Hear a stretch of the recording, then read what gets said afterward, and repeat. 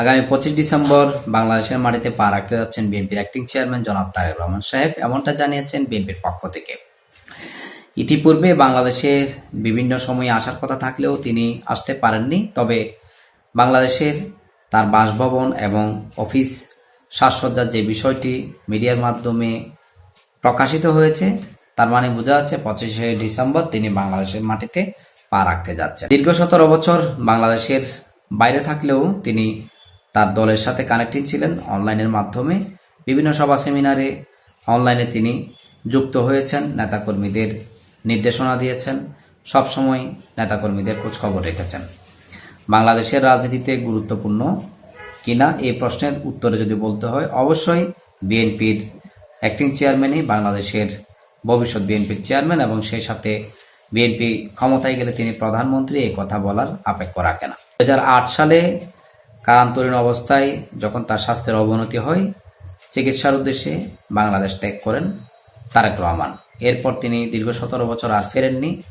17 বছর সময়কার সময়ে আওয়ামী লীগ সরকার ছিল এবং আওয়ামী লীগ সরকারের আমলে তার কয়েকটি মামলার রায় হয়, সেখানে তাকে সাজা দেওয়া হয়।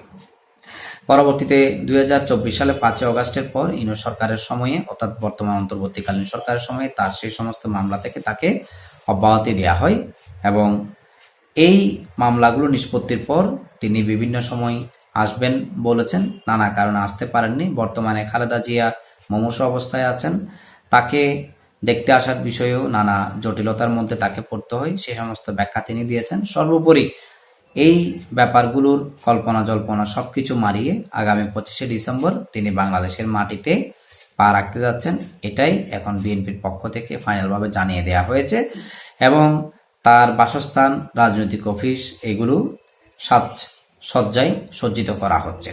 এতে বোঝা যায় তিনি আসবেন, এটা মোটা দাগে বলা যায়। তো তিনি আসার পর বাংলাদেশের রাজনীতির কি পরিবর্তন হতে পারে?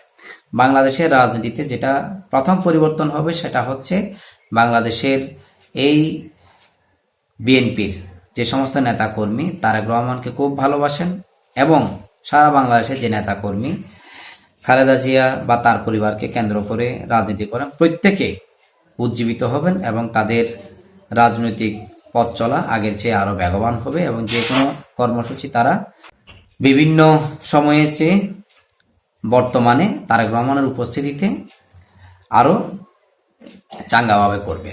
এই হচ্ছে বিএনপির জায়গা থেকে পরিবর্তনের ব্যাপার। দেশের যে রাজনৈতিক ব্যাপার, সেটা তিনি এতদিন বক্তব্য দিয়েছেন অনলাইনের মাধ্যমে, বাংলাদেশে উপস্থিত ছিলেন না, কিন্তু যখন দেশে আসবেন তখন আলাদা একটা ক্রেজ তৈরি হবে, যেহেতু তিনি বাংলাদেশের বিএনপির প্রতিষ্ঠাতার সন্তান। সেই হিসাবে তার যে ভ্যালু দলের মধ্যে, সেটা যেমন রয়েছে তেমনি বড় দলের একজন চেয়ারম্যান বা অ্যাক্টিং চেয়ারম্যান হিসাবেও তার যে ভ্যালু, সেটাও কিন্তু সেইভাবে। এখন তিনি ভোটের মাঠে প্রার্থী হয়েছেন, প্রার্থী হিসাবে তিনি নির্বাচনে লড়বেন এবং মিছিলের অগ্রভাগে থাকবেন, এটাও তিনি বলেছেন। এক কথায় বলতে গেলে তিনি মিছিলের অগ্রভাগে থেকে প্রত্যেকটা কর্মসূচিতে অংশগ্রহণের মাধ্যমে তার দলের যে কর্মসূচি সেগুলোকে বেগবান রাখবেন এবং নেতাকর্মীদের উজ্জীবিত রাখবেন, এটা তার এই বক্তব্যের মাধ্যমে বোঝা যায়। কিন্তু অন্যান্য দলের সাথে যে মত পথ বা বিভিন্ন দেন দরবার ইত্যাদি এতদিন হয়ে এসেছে, সেটার পরিস্থিতি কি হতে পারে? তারেক রহমানের সাথে অন্যান্য নেতারা সরাসরি কথা বলতে পারেননি, বসেননি, মিটিং করেননি।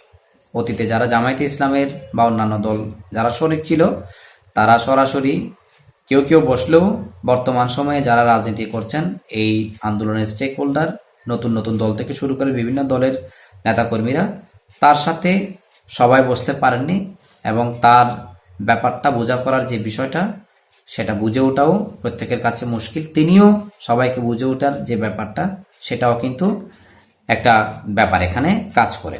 তো সেই হিসাবে অন্যান্য বিএনপির নেতাদের সাথে বর্তমান বিভিন্ন দলের নেতাদের যে অ্যালাইনমেন্ট বা বোঝাপড়া, সেই বিষয়গুলো তারেক রহমানের সাথে অনেক ক্ষেত্রে হতে পারে, অনেক ক্ষেত্রে নাও হতে পারে। কারণ বিএনপির নেতৃবৃন্দ যারা বাংলাদেশে বর্তমান লিড দিচ্ছেন এবং বিভিন্ন পর্যায়ে কোঅপারেট করছেন হাই পর্যায়ে, তাদের যে ব্যাপার, সেই বিষয়গুলো এখন সরাসরি তারেক রহমান নিজে দেখে শুনে সিদ্ধান্ত নিতে পারেন। সেক্ষেত্রে দেখা যাচ্ছে অনেক বিষয় বিভিন্ন দলের সাথে অ্যালাইনমেন্ট হলেও অনেক কিছু বিষয়গুলো অনেকটা কি হতে পারে, অসমঝোতাও হতে পারে, এটা খুবই স্বাভাবিক।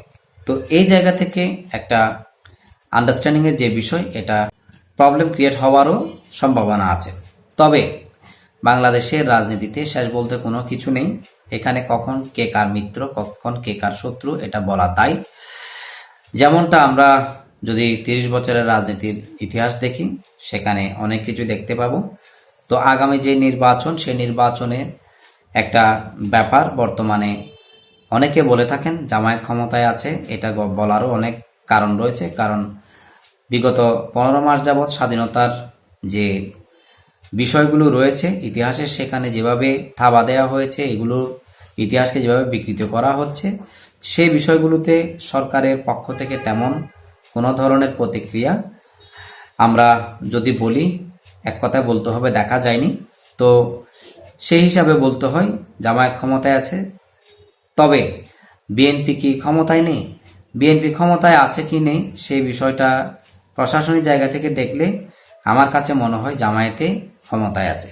তো আগামীর যে নির্বাচন, সেই নির্বাচনে বিএনপি বাংলাদেশের বড় দল হিসাবে বিভিন্ন জায়গা থেকে জিতে আসার যে সম্ভাবনা আওয়ামী লীগের মতো আছে, সেই সম্ভাবনাটা জামায়াতের নেই। সেই জায়গায় জামায়াত কিন্তু তারা তাদের প্রশাসন নির্ভর যে ব্যাপারগুলো, তারা বিভিন্ন ইউনিভার্সিটির যে ডাকসু চাকসু নির্বাচন হয়েছে, সেখানে অনেকটা ফুটিয়ে তুলেছে। এই ব্যাপারগুলো হয়তো নির্বাচনও সেভাবে চিন্তাভাবনা করতে পারে বা করবে।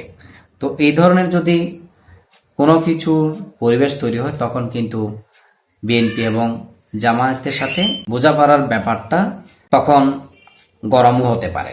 তো সব মিলিয়ে যদি বলতে হয়, তারেক রহমান বাংলাদেশের রাজনীতিতে পা দেওয়ার পর বিএনপির রাজনীতি চাঙ্গা হবে এবং সেই সাথে দীর্ঘদিনের মিত্রদের সাথে অনেক ব্যাপারগুলো বোঝাপড়া হলো, অনেকগুলো ব্যাপার বোঝাপড়া নাও হতে পারে এবং নতুন যে সমস্ত দল তাদের সাথে যে বোঝাপড়ার যে ব্যাপারটা, সেটা হতেও পারে নাও হতে পারে।